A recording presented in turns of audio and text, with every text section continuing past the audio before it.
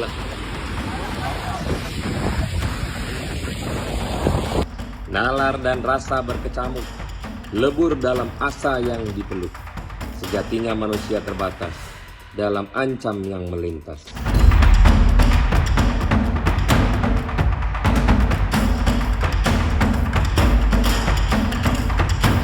Soal internal, ya, apabila memang ini melanggar etika di dalam urusan internal DPR, itu berbeda lagi dengan permasalahan internal partai.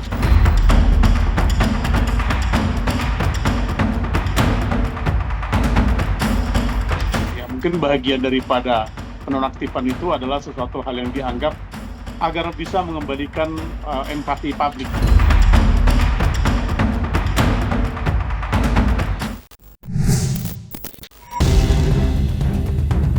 Nama anggota DPR RI, Ahmad Sahroni, kini tengah menjadi perbincangan publik setelah sebelumnya membuat pernyataan kontroversial yang memicu sentimen masyarakat hingga berujung pada aksi kerikuhan dan penjarahan. Keberadaan Sahroni sempat tidak diketahui publik. Sejumlah unggahan di media sosial mengungkapkan bahwa Sahroni berada di luar negeri. Ia sempat terlihat di Singapura, lalu dikabarkan melanjutkan perjalanan untuk menunaikan ibadah umrah. Di tengah sorotan publik tersebut, sebuah video di media sosial kembali menarik perhatian. Dalam video itu, seorang pria asal Uni Emirat Arab mengajak Ahmad Sahroni untuk menetap di Dubai agar bisa menikmati kehidupan yang nyaman dengan segala kemewahan. Pria tersebut bahkan menawarkan sejumlah keuntungan menggiurkan, mulai dari bebas pajak penghasilan selama 10 tahun, hingga kemudahan membeli mobil sport dengan harga lebih murah. Terbaru, melalui akun media sosialnya, Ahmad Sahroni diketahui sudah berada di Dubai. Ia bahkan sempat membagikan kondisi kota tersebut yang tengah dilanda banjir. Lantas, benarkah Ahmad Sahroni sudah menerima tawaran tersebut? Ya, coba kita live dari Dubai. Ini dalam sejarah 30 tahun Dubai tidak pernah ada hujan dan banjir. Ya, yang menuju Emirates Mall. Inilah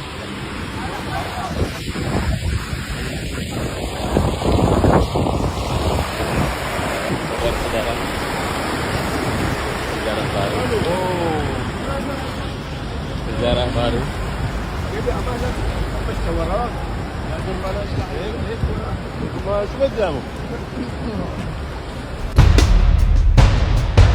Sejak memutuskan untuk tinggal sementara di luar negeri, Ahmad Sahroni terlihat mulai kembali aktif di media sosial. Aktivitasnya itu kembali menjadi sorotan publik setelah ia mengunggah sebuah video terbaru. Dalam unggahan tersebut, Sahroni tampak membacakan sebuah rangkaian kata bernuansa puitis. Namun, isi dari puitis itu menimbulkan tanda tanya besar lantaran tidak jelas ditujukan kepada siapa.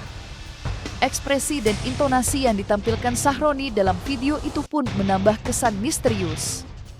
Dan kini publik pun masih terus menantikan langkah selanjutnya dari Ahmad Sahroni yang hingga sampai saat ini masih berada di Dubai. Kehadirannya di media sosial dianggap menjadi satu-satunya petunjuk mengenai aktivitas dan kondisi terbarunya. Nalar dan rasa berkecamuk, lebur dalam asa yang dipeluk. Sejatinya manusia terbatas dalam ancam yang melintas. Alam meminta ruang kosong, mengeruk kerak untuk ditata. Karena sibuknya manusia bertarung di setiap peluang. Saatnya jeda, menelisik diri, waktunya berhenti, menjahit luka, merangkul duka, memeluk kerapuhan, membangun harapan, berdoa kepadanya, mohon ampunan dan lindungannya. Menyalakan cahaya, mengatasi gelap, sebab hidup dibarui dalam duka, diperkaya dalam suka, direkat dalam cinta.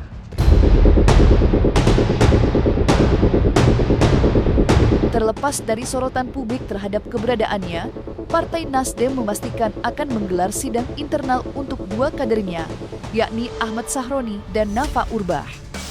Namun hingga kini, Nasdem belum dapat memastikan kapan sidang tersebut akan dilaksanakan. Pihak partai menyebut, mereka masih perlu berkoordinasi dengan DPR RI sebelum menentukan jadwal. Rencana sidang internal itu pun mendapat tanggapan dari anggota DPD RI, Umar Bonte.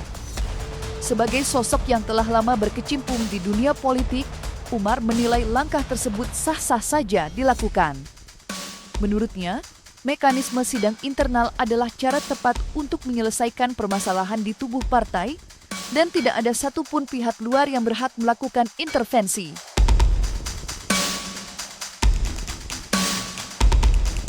Sebenarnya kalau untuk internal DPR ya, internal DPR maupun DPD itu ada badan kehormatan. Apabila ada permasalahan-permasalahan berkaitan dengan anggota DPR ataupun anggota DPD, itu prosesnya itu selalu di dewan kehormatan. Apabila misalnya ada etik atau ada kasus-kasus lain, itu selalunya disidangkan melalui badan kehormatan. Kalau di DPD, badan kehormatan DPD, kalau DPR, badan kehormatan DPR.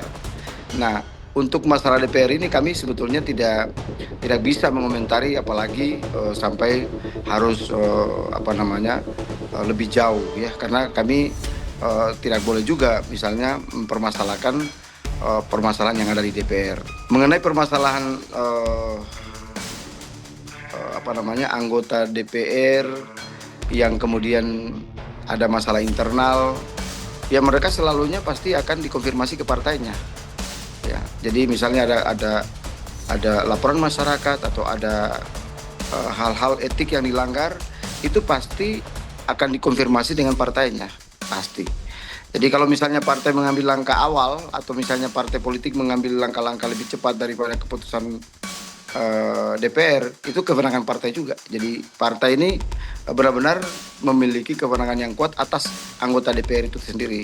Soal internal ya, apabila memang ini melanggar etika di dalam urusan internal DPR, itu berbeda lagi dengan permasalahan internal partai.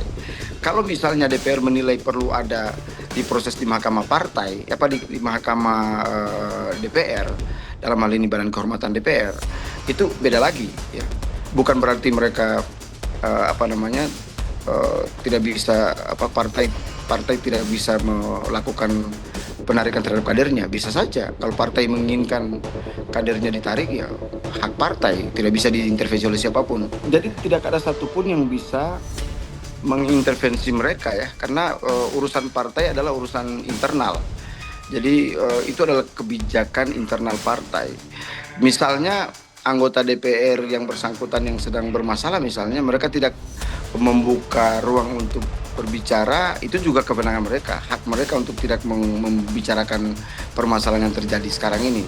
Ataupun juga mereka memiliki kewenangan atau hak juga untuk tidak berbicara berkaitan dengan permasalahan mereka, kecuali misalnya berkaitan dengan hal-hal publik lainnya, misalnya berkaitan dengan kebijakan-kebijakan atau tata aturan atau misalnya undang-undang MD 3 berkaitan dengan tugas dan fungsi DPR, itu memang kita harus bisa melihat secara terbuka. Tetapi kalau berkaitan dengan fungsi kewenangan partai, itu sama sekali tidak bisa kita intervensi dan tidak bisa lembaga manapun yang bisa masuk ke ranah mereka, karena mereka memiliki ideologi, kemudian mereka memiliki tata kelola tersendiri, meskipun pada akhirnya memang partai itu selalu berdasarkan undang-undang yang ada, tetapi dalam konteks menjalankan ideologi mereka selalu independen dan tidak ada satupun yang bisa mengintervensi mereka.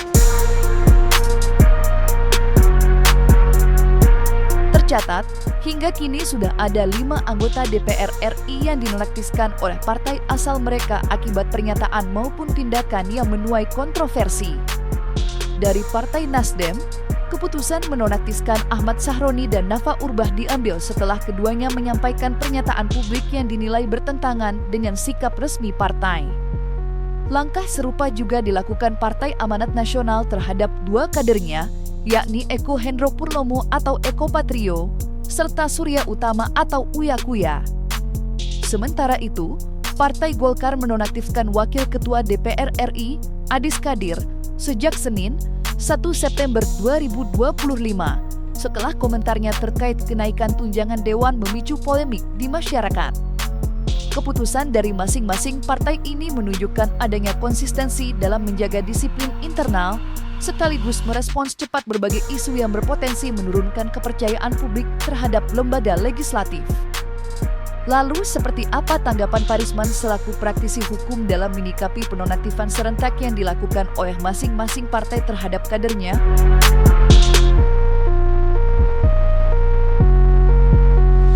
Saya pikir ini adalah salah satu tindakan yang positif untuk menjadi peredam bahwa atas banyaknya ketidakpuasan masyarakat. Sehingga penonaktifan itu hal yang biasa ya, bahwa menonaktifkan itu kan bahwa satu tindakan yang dilakukan agar apa yang diharapkan oleh partai bahwa selama ini dipercaya kader-kadernya ini akan melakukan garis lurus dalam perjuangan partai dan supaya bisa memulihkan kepercayaan masyarakat tentu memang harus ada tindakan yang dilakukan. Ya, mungkin bagian daripada penonaktifan itu adalah sesuatu hal yang dianggap agar bisa mengembalikan empati publik. Di tengah ramainya perbincangan soal penonaktifan sejumlah anggota dewan oleh partai masing-masing, kini muncul perkembangan terbaru terkait kasus penjarahan di kediaman Ahmad Sahroni. Baru-baru ini, seorang ibu secara terbuka mengaku bahwa anaknya ikut terlibat dalam aksi penjarahan tersebut. Sang ibu menuturkan bahwa anaknya sempat mengambil uang milik Sahroni sebesar $1.000 Singapura. Dengan penuh penyesalan, ia pun menyampaikan permintaan maaf kepada Sahroni atas perbuatan anaknya. Assalamualaikum warahmatullahi wabarakatuh. Pada Pak Sahroni, saya mewakili anak saya mau meminta maaf sebesar-besarnya karena anak saya ikut ambil uang yang disawer seorang sebesar $1.000. Saya mohon maaf dan saya kembalikan uang ini. Terima kasih. Untuk barang-barang apa yang sudah berhasil diambil itu juga masih dalam penyelidikan penyidik. Untuk penahanan terhadap orang-orang yang melakukan penjarahan belum ada. Kami baru melakukan pemeriksaan terhadap orang-orang yang melakukan penjarahan. Untuk saat ini, penanganan dari Polres Metro Jakarta Utara terkait penjarahan yang terjadi di rumah Bapak Ahmad Sahroni, kami Polres Metro Jakarta Utara Satreskrim sedang melakukan olah TKP. Dari Satreskrim Polres Metro Jakarta Utara bergabung dengan unit Jatanras Polda Metro Jaya, Mbak. Ya, sampai dengan saat ini pun kami masih melakukan penyelidikan, Mbak, terkait hal-hal dan pemberitaan tersebut, Mbak. Mudah-mudahan ke depan wilayah Polres Metro Jakarta Utara aman kondusif ya, Mbak ya. Kita bersama dengan warga sekitar wilayah Jakarta Utara, bersama dengan tokoh agama, bersama dengan tokoh masyarakat dan Forkompimko, kita selalu menjaga wilayah Jakarta Utara agar aman dan kondusif. Tentu kita melihat secara aspek hukum bahwa penjarahan adalah tindakan perbuatan melanggar hukum karena itu adalah sesuatu hal yang tidak dipatutkan. Nah, sehingga kita melihat bahwa niat yang sebenarnya adalah untuk menyampaikan adanya kekecewaan masyarakat terhadap adanya misalnya penyimpangan yang dilakukan baik itu oleh oknum anggota dewan, sehingga ini saya lihat menjadi sesuatu hal yang sesuatu hal yang dirasakan menjadi kekecewaan yang mendalam, tapi akhirnya menjadi kekecewaan yang juga tidak harus dilampiaskan dengan cara melanggar hukum. Penjarahan dan lain-lain ini jelas-jelas adalah satu perbuatan yang melanggar hukum yang secara konstitusi tidak dibenarkan. Maka kita berharap teman-teman, kalau kita mau menyuarakan fakta-fakta keadilan untuk anak bangsa atau anak negeri, kita tentu sangat setuju bahwa rakyat punya kontrol untuk hal-hal yang sifatnya demi kepentingan masyarakat, tapi bukan menjadi kepentingan perseorangan atau kepentingan pribadi.